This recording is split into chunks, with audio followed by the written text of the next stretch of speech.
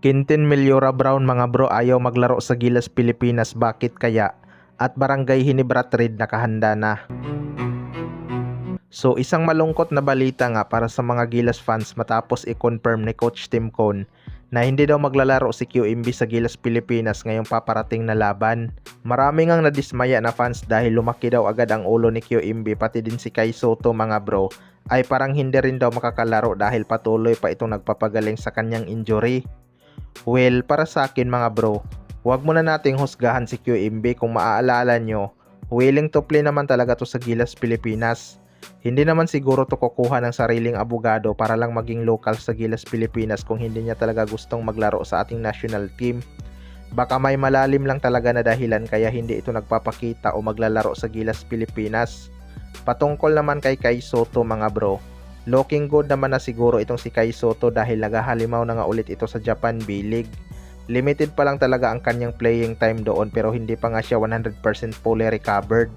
Baka ayaw siyang payagan ng kanyang mother team na maglaro sa Gilas Pilipinas para na rin maging safe ang kanyang health. Mahirap na talaga mga bro kapag na-injured ulit siya habang ongoing pa ang kanilang liga dahil may kontrata nga ito doon. Kaya abangan na lang natin kung magbago ba ang isip ni Kai Soto at QMB. Sa kabilang banda naman mga bro, Barangay Hinebra trade nakahanda na. Maraming ang fans ng Barangay Hinebra ang nag-aabang sa kanilang galaw mga bro upang lumakas ang kanilang front court. May mga available big man naman na free agent mga bro pero wala ngang planong kumuha ang Barangay Hinebra ng free agent. Parang kontento na nga si Coach Tim Cone sa kanyang lineup kahit alam nilang mahihirapan talaga sila. Pero ayon nga sa source mga bro, may nakahandang trade na daw ang Barangay Hinebra. Para sa akin mga bro, kung totoo man yan, mas mabuting ang agahan nila upang makapag-adjust pa sa kanilang sistema. Alam naman natin na hindi basta-basta matututunan ang sistema ni Coach Tim Cone at kailangan talaga ng panahon yan.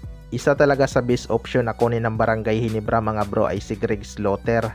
Malakas pa naman ang katawan nito at kayang-kaya pa nito makipagbanggaan sa mga malalaking import. Naglaro na rin siya sa Barangay Hinebra noon under Coach Tim Cone, kaya di na niya kailangan mag-adjust ng malaki dahil alam niya na ang sistema ni Coach Tim Cone.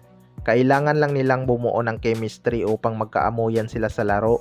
Willing naman siguro ang Titan Ultra na i-trade si Greg Slaughter dahil sinabi na ito ng Titan Ultra noon. Wala nga lang talagang naging interesado sa rights ni Greg. Pero malaking bagay talaga siya kapag nakuha ng Barangay Hinebra para naman may palag ang kanilang front court. Kaya abangan na lang natin kung magkatotoo ba ang rumors na yan. Kayo mga bro, ano masasabi nyo tungkol dito?